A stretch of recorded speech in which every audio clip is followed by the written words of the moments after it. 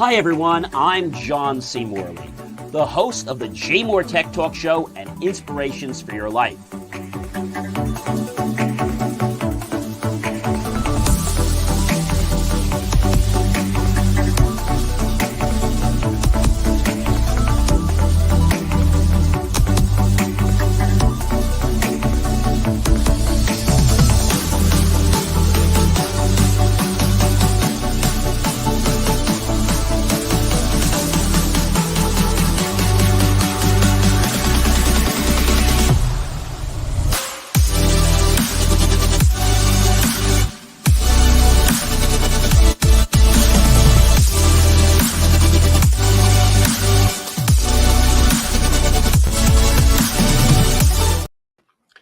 Hey guys, it is John C. Morley here, serial entrepreneur. Welcome to the JMOR Tech Talk Show and welcome to the second week of September.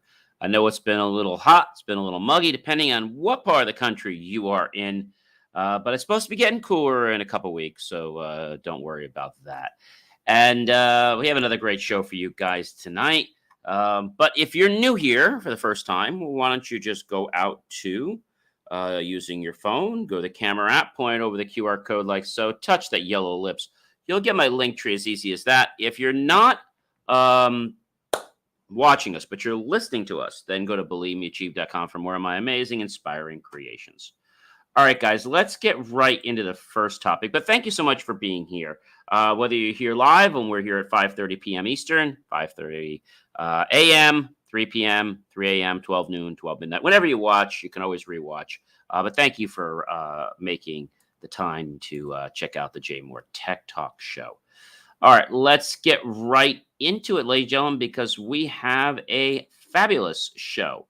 Is everyone ready for the topic tonight? I know you guys are ready. We have a lot of good topics tonight, and I think you guys are going to be really happy. But first of all, I want to celebrate. We are on Series 2, second year. Wow, we're almost going to be in the third year. Show 36. Every Friday night, we do this at 5:30 p.m. Eastern. So the first thing I want to talk about is a new spin on speech recognition using AI. All right, so definitely read my article at believemeachieve.com. Click on John C. Morley's recent articles, and then be sure, ladies and gentlemen, to definitely check out the article there for a new spin on speech recognition using AI. Now, when we think about this, you might be saying to myself, hey, John, this sounds wonky. Well, you have to understand that there's a difference between distinguishing voice recognition from speech recognition. So voice recognition uses technology for the purposes of identifying an individual by their specific voice pattern. Speech recognition is when we use technology to turn spoken words into typed text that may later be edited. Many people get confused because they seem familiar, but they are distinctly different. So back around, I think it was the 1970s, DARPA, the Defense Advanced Research Project Agency, funded Assure, which is a speech understanding research project. And the benefits of Assure gave us the Happy Speech Recognition System from the Carnegie Mellon. And so Harpy could recognize sentences using a vocabulary of 1,011 words, which was about equal to a 3-year-old's ability. And Harpy was one of the many to use the HMM, the Hidden Markov Model problem, which led to the development of the ASR, the Automatic Speech Recognition, which came about in the 1980s and allowed IBM to offer speech-to-text tools, allowing them to beta test transcription. Commercial speech recognition journey started, Tangora, to then the Dragon Naturally Speak. And so Tangora, when it was adequately trained, was by verse to have being able to recognize 20,000 words in English, but was not yet ready for commercial use. Consumer level ASR development continued in the 1990s. Dragon Dictate, and it was announced as the first commercial speech recognition software. Dragon Dictate sold for about $9,000 to $18,890 in around 2021. Until 1997, when Dragon Naturally Speaking was released. And unfortunately, users had to pause between words or drag in naturally speaking, would get confused and not interpret the speech correctly. When 1992 surfaced, AT&T introduced Bell Labs VRCP, voice recognition call processing system, or VRCP. It handles about 1.2 billion voice transactions per year. Wow. And the main innovations in the development were for voice processing development happened because of Mike Cohen. Now, Mike Cohen was brought on to Google in 2003 to handle the creation of the company's speech-to-text offering. And voice search evolution and podcast transcription is another market that emerged. Google announced its service called Google Voice Search in 2007. However, it did manage to steal speech data from millions of networked users to acquire it for training data. I think that was really bad on Google's part. Around 2010, Apple's Siri and Microsoft's Cortana came up with their flavor of voice speech search. And today, many podcasters are using ASR to transcribe their shows. And by late 2020, transcription will be automated and humans will step in to make minor corrections. So you might be asking me, hey, John, how does robotic process automation work? Well, that's a very interesting thing. And I have a whole separate article. Remember, we talked about, how the pizza place is doing it. But ASR, accuracy and accessibility. Do you think Knight Industries reviewed Michael and Kit's conversations for accuracy? For those who don't remember, Michael Knight was a driver and Kit was his futuristic car, which did all kinds of things to help in processing details for them to apprehend a criminal. And he had some of the latest high-tech tools that were probably even higher than the CIA at the time. And everything was always so secretive. And it was interesting how the car would always give, Michael information. Michael, I don't know if I would advise that. I'll do it, but I strongly advise against it. And so the technology is no longer just available to large corporations, but also to small companies and even individuals. Now, today, people are using transcription services to take notes during video conference calls, transcribe books, etc. And the two technologies out are voice recognition and speech recognition. And they utilize to recognize a specific voice or turn speech to text. Okay? But neither can understand the human meaning of what is said. So we'll dig a little deeper. NLP, natural language processing, refers to a specific functionality of AI that allows computers to understand text and spoken words as humans do. And NLP takes computational linguistics and statistical ML, machine learning, with DL, deep learning, to give computers the ability to process and understand human language.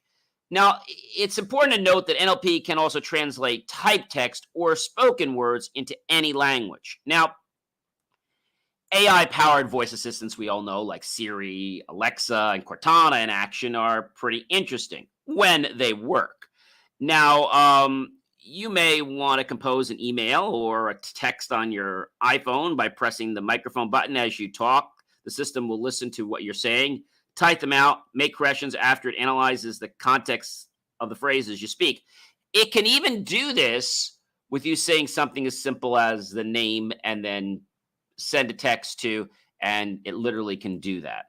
Now, IBM's Watson was beyond speech to text.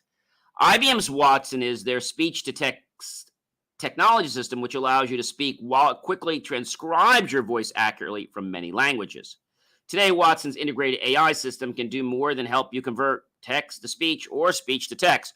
Watson uses a neural network built with node layers, an input layer, hidden layers, and an output layer.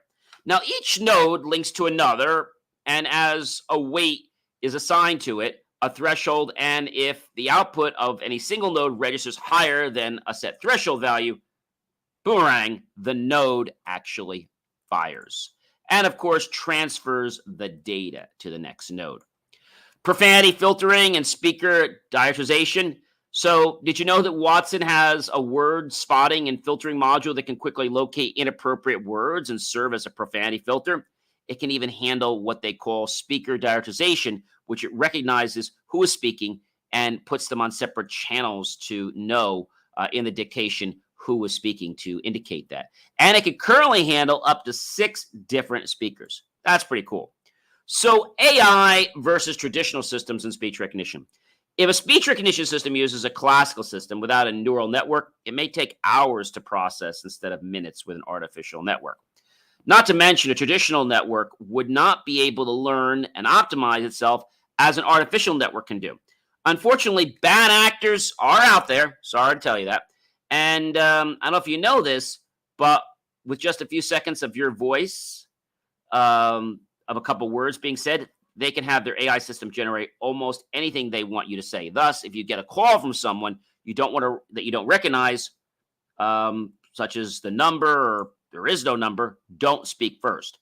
A simple example would be having them call your bank and play your voice to their ASR phone system, and then presto, the representative sees the call is verified and starts handing out information willy-nilly because they believe that you have been verified by their so-called system. Yeah. Speech recognition trends and challenges are definitely going to still be around us for a while. And it's expected to increase by 16.8%, that is the speech recognition industry, between 2021 and 2026, which means we will see an additional 27.16 billion in revenue.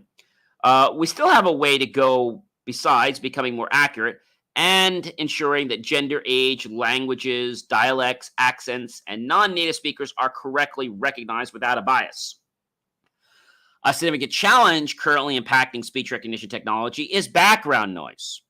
Did you know you can speak many of the things you may want your Apple phone to do? Yeah. How about things like, hey, Siri, set a timer for X minutes. Call, say the name or number. Text, say the name or number. Send, email, read my messages, open app, take a picture, set an alarm for, say the time.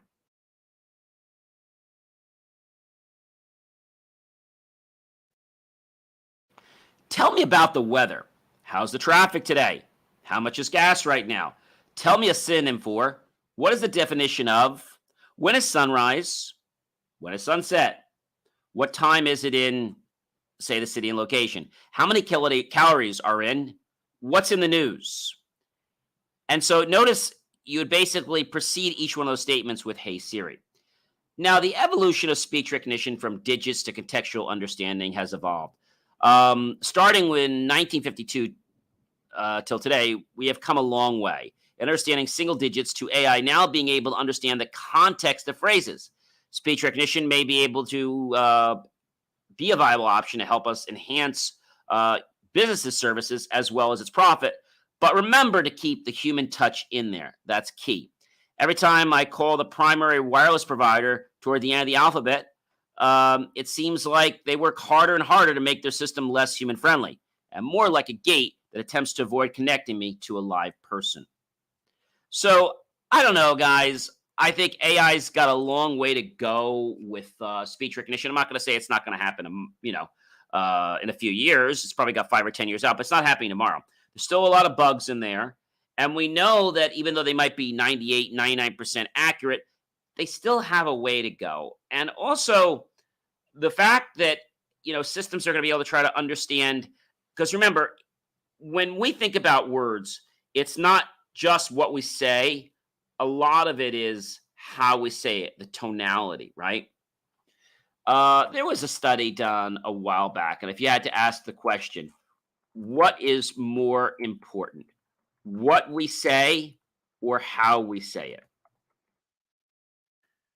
Well, it's going to be how you say it. That's right. So, how do we relate that, ladies and gentlemen? So, it's pretty interesting because if you can understand how this works, it'll make a lot of sense. 93% of communication is nonverbal. So, If you only focus on what you say, well, you're going to miss the ticket to the game. And so we have to understand that if you only focus on what you're saying, that's only 7% of the message. 7% of the message. That's pretty vital. Think about that for a second.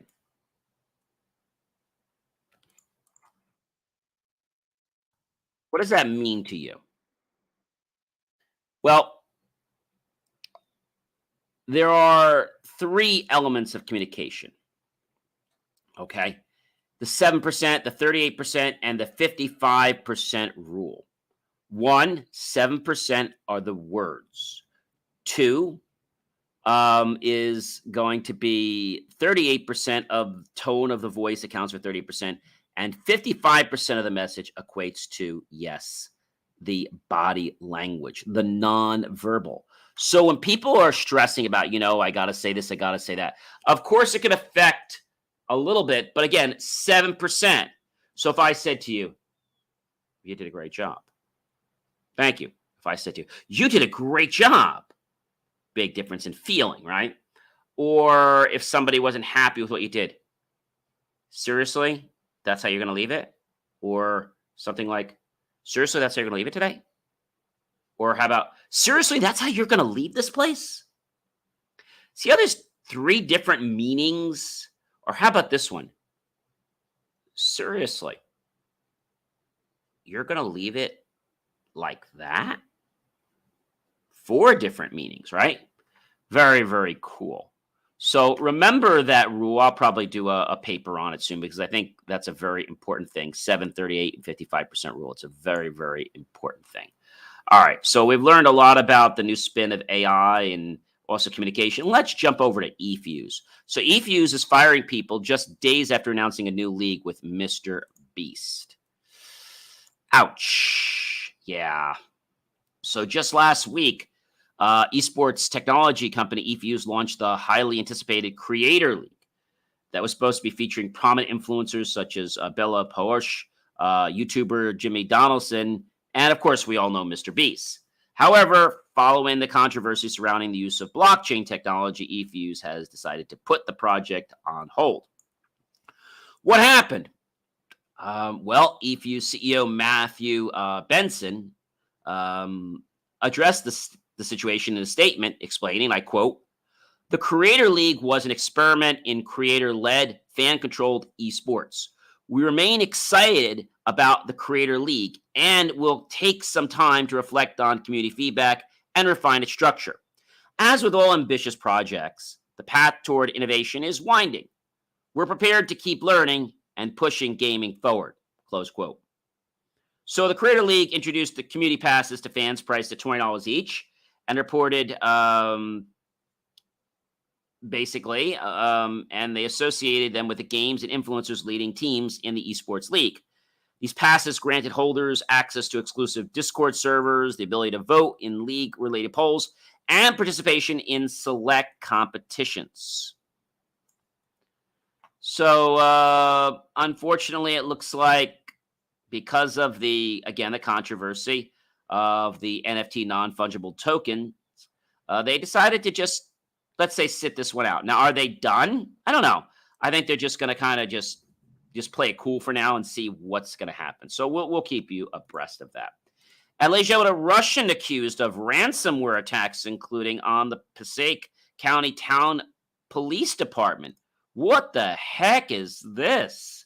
The federal, basically law enforcement officials this past Tuesday said they're offering up to $10 million for information that could lead to the arrest of a Russian national linked to hundreds of ransomware attacks, including one-on-one Prospect Parks Place Department. Officials with the Department of State said Mikhail Pavlovich Mataviv is wanted in connection with hundreds of internet-based scams designed to extort money from U.S.-based victims. He's been charged by federal officials with conspiring to transmit ransom demands, conspiring to damage protected computers, and intentionally damaging protected computers, court records show. And if convicted, he faces over 20 years in prison. Mataviv's alleged victims included hospitals, nonprofits, and government agencies, said Kenneth A. Polite Jr., the Assistant U.S. Attorney General.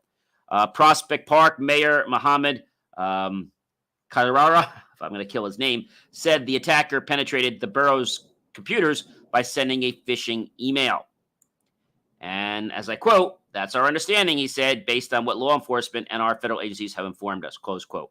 So I think what this is really saying to me, I mean, I'm not saying that the person is not guilty. What I am saying is that we, as business owners, as CEOs, CFOs, controllers, mayors, councils, right? I think we have to really think, town administrators, we have to really ask ourselves a question. Are we training ourselves and the staff so that these little things don't pop up? We've all gotten these things where you click. I had one I just shared with you guys last week, who I reported. I have it here on my desk. It was the fake telecheck scam. So scams are always out there, and I always try to keep you guys abreast of what's going on. But the fact that they did this, the fact that the Russians came after the police department, I think it's just because we can.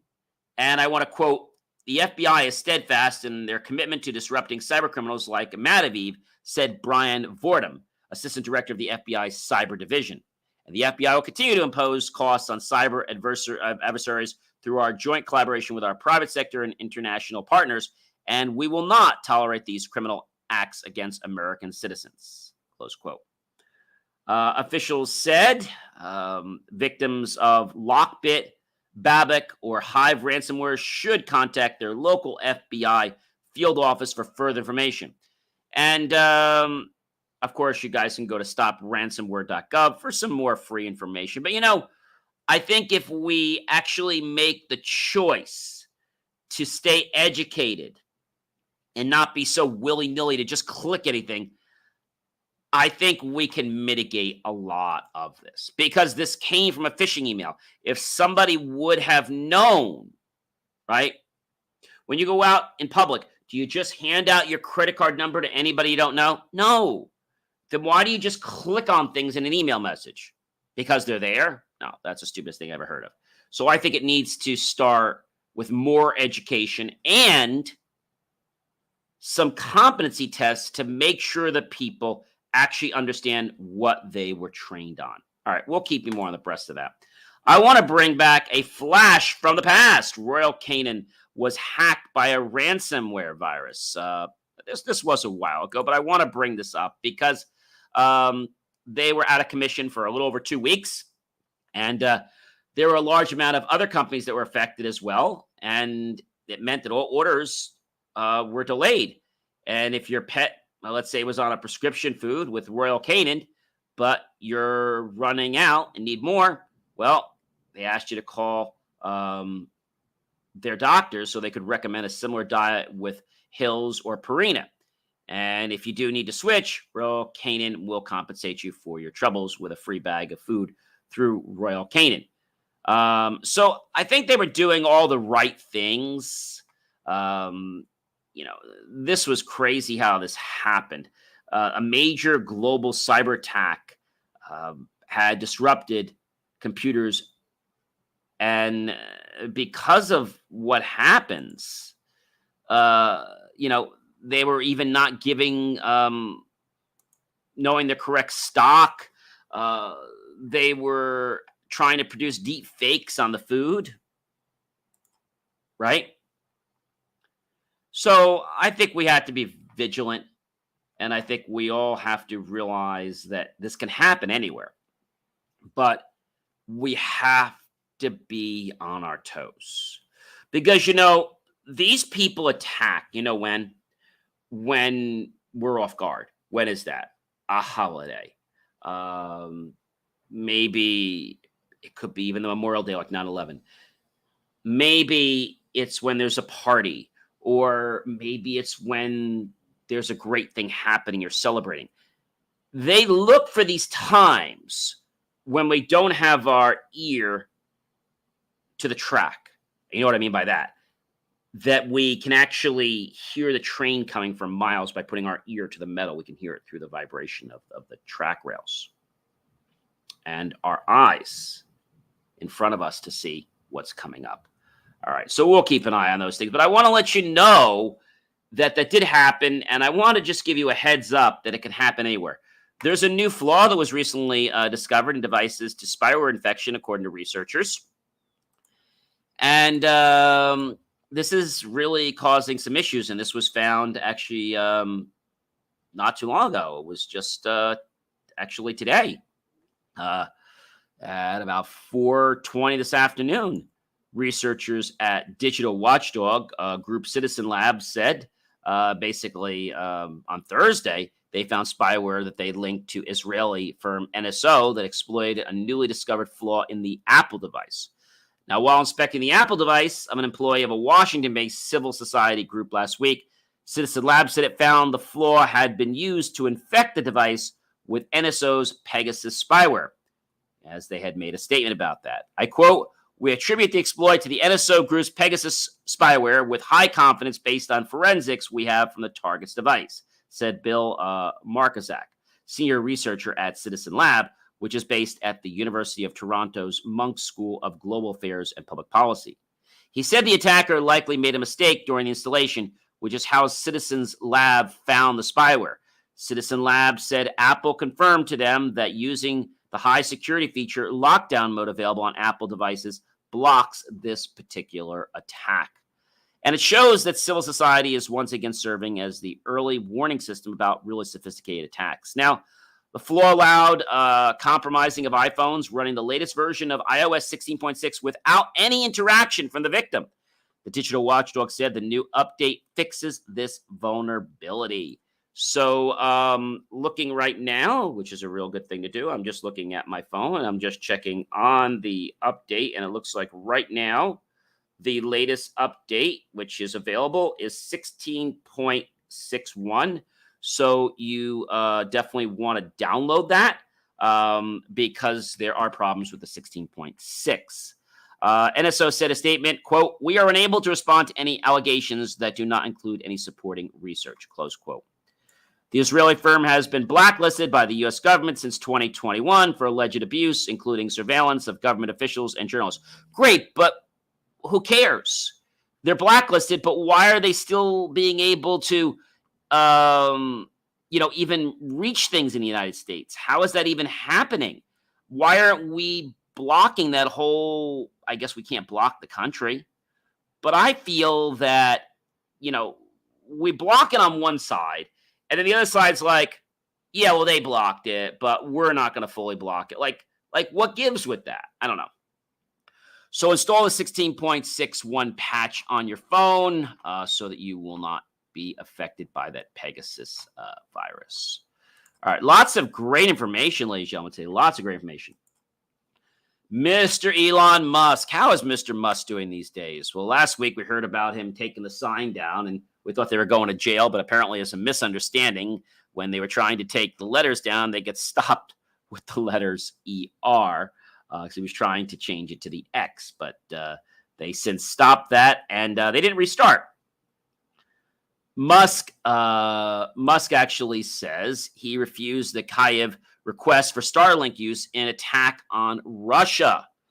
So he gave a very stern face on this, and the Washington Reuters said, quoted, according to Mr. Musk, Elon said, and I quote, "A Ukrainian request to activate his Starlink satellite network in Crimea's port city of Sevastopol last year to aid an attack on Russia's fleet there, saying he feared complicity in a major act of war." So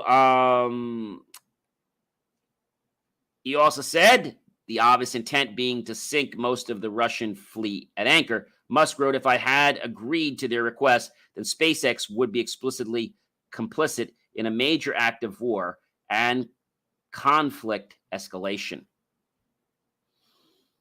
So the Russian fleet fires cruise missiles at Ukrainian civilian targets, and Kyiv has launched attacks on Russian ships using maritime drones.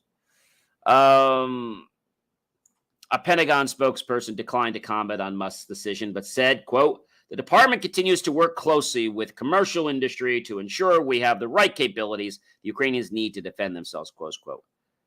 That's a nice piece of propaganda, but does it really mean anything? So SpaceX, through private donations and under a separate contract with a U.S. foreign aid agency, has been providing Ukrainians and the country's military with Starlink internet service, a fast-growing network of more than 4,000 satellites in low Earth orbit since the beginning of the war in 2022. The Pentagon said in June that SpaceX Starlink had a Department of Defense contract to buy satellite services for the Ukraine. All right. So that was pretty interesting. It was interesting that this happened, but I understand why he did it, because he didn't want to be caught in the middle of battle because they would probably be coming after him. All right. So a lot of great information here today, guys. A lot of great information. And I want to share with you something else which I think is really cool. You know how I'm definitely very against any type of, let's say, cyber attacks, especially when they deal with child abuse material. And Australia to require an AI-made child abuse material to be removed from search results. And also banning the AI systems from being able to create deep fakes of this information. Because remember, the AI system doesn't really know what it is. It has no understanding of law. I mean, it could get there, but right now it has no understanding. And so on September 8th, Australia will make search engines like Google and Bing take steps to prevent the sharing of child sexual abuse material created by artificial intelligence. The country's internet regulator had just made the statement just basically today. And a new code drafted by the industry giants at the government's request will require search engines to ensure that such content is not returned in search results, eSafety Commissioner Julie Inman Grant said in a statement. It will also require that AI functions built into search engines cannot produce, as I said, synthetic versions of same material, as she said, or synthetic versions of the said information known as deep fakes. The code presents an example of how the regulatory and legal landscape surrounding internet platforms is being reshaped by the explosion of new emerging automatic technology that can create lifelike content. Inman Grant said an earlier code drafted by Google, owned by Alphabet, the parent company, and Bing, owned by Microsoft, did not cover AI-generated content, so she asked them to go back to the drawing board.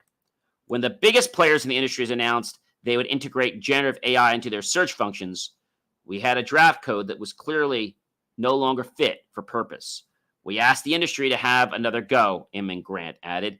A spokesperson for the Digital Industry Group, Inc., an Australian advocacy organization of which Google and Microsoft are members, said it was pleased the regulator had approved the new version of the code. So I think this is great that Australia is on the right path. They know what's going on, and they understand what AI can do. And I think we've also learned there was a guy, I think he was on a few months ago. He was using ChatGPT. I think it was 3.5 or 4 at the time. So he was paying to use it. And he was asking questions. And one of the questions he asked is, where can I put this money so that I can make the best return on my investment with the least amount of work? Well, ChatGPT came up with some recommendations. They followed them, and the bank that they had, let's say, allocated for this project went bankrupt. It picked stocks that looked interesting, but they just plummeted like overnight. And so that tells me that ChatGPT really doesn't have a definitive understanding to what anything is. It might have some great, let's say, brainstorming capabilities, but it's not something we should use on a regular basis to be our be-all, end-all. Okay? I think that is the biggest thing. If we trust ChatGPT for everything and we don't, let's say, verify it through another process, we're going to be very disappointed because ChatGPT is basing its knowledge on what it's learned, which is not very current, some of it. And also, it's not good with making deductions. Yes, it can look at numbers, but it doesn't have the wherewithal that a lot of people are putting there. Now, it could get there, but it's not there today. Whether we're talking about Chat 3.0, 3.5, 4.0, 4.5, it's still not there, okay? And the thing about the Chat GPT 4.0, 4.5, it was able to give very specific social media plans, and it still failed. There's AI tools out there now that allow people to say, give me a beautiful outdoor scene with fountains, grass, and the more specific you get, birds, the more it's able to deduce this information and create it. I don't think that's truly fair. I don't think it's fair. And so my big concern is that it's going to take information from people like us that create information. That's why it's very important to block ChatGPT and the ChatGPT bot from your website. That is so really, really key. Okay? That is so very key. I'll tell you that people don't always understand something, but they think it's so great. And I will tell you that everyone's jumping on this because it's the latest and greatest thing for everybody. But it's not necessarily helping us because there's still a lot more work that has to go on. A lot more work that has to go on.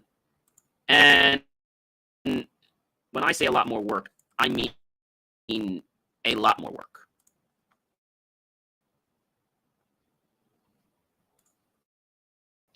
Why? So ChatGPT is a concept, but it's emerging from a prototype. Does that make sense, everybody? It's emerging from a prototype. And if it emerges from a prototype, then we can't expect everything from it. We just can't. We have to realize that the way you use an AI system is to train it. But half the time, people don't want to go through the effort of training. They just don't. Why? I guess the best example I can give you is if you ever use like Dragon Natural Speaking or any of these, speech to text software systems. They're not perfect. You sometimes have to put in a few hours of training, and then it gets better as you go along. Then it tries to understand like what's going to happen. Is this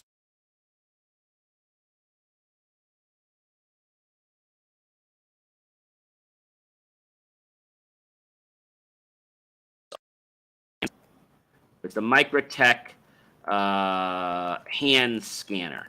And the thing about the Microtech hand scanner is it used something called stitching. All right. So what the Microtech hand scanner did is it was this device that you would scan one side of the page, and then if you came up, you would scan the next side of the page.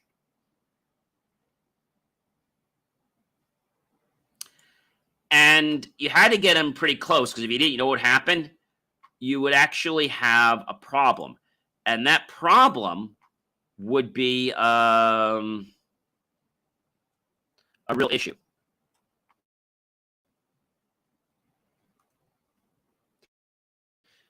The issue is that people don't quite understand.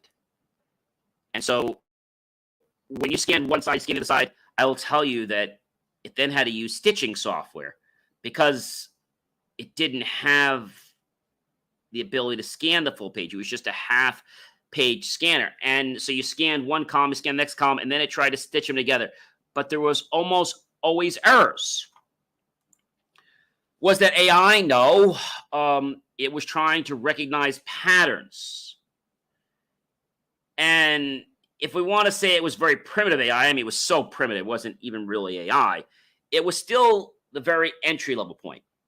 Taking this, taking that. Where does the pictures intersect, and how do we stitch them together so that they're one? Sounds simple. I remember in my senior year working on a project to do pixel manipulation. Now, that doesn't sound very hard, but when you're manipulating things at the pixel level, you have to now go through and read every single pixel and create a procedure to read them. So you can change the color. You know, we go to something, we select. You don't realize what effort is involved to make something a certain color or to change the pixels on your screen. We take that for granted. Hey, guys, it has been a blast being with you guys tonight. I hope you'll like, love, support the channel. Definitely comment below. Tag your friends, colleagues, and associates. Share this out with everyone you know on social media. Go to believemeachieve.com. Click on the link, help keep our content free. Make the choice. And buy my team and I a cup of coffee, a bowl of fruit, or a scrumptious bowl of desserts. Either way, we're going to be grateful. Those pennies and dollars, we'll invest them into new hardware, new technology, new equipment, new software, even new facilities to give you the most jaw-dropping, impactful content to allow you to be empowered and change your life. I'll see you guys next week. If I don't see you on another one of my other amazing videos or newsletters or even my articles, just check out believemeachieve.com, and I'll see you guys real soon.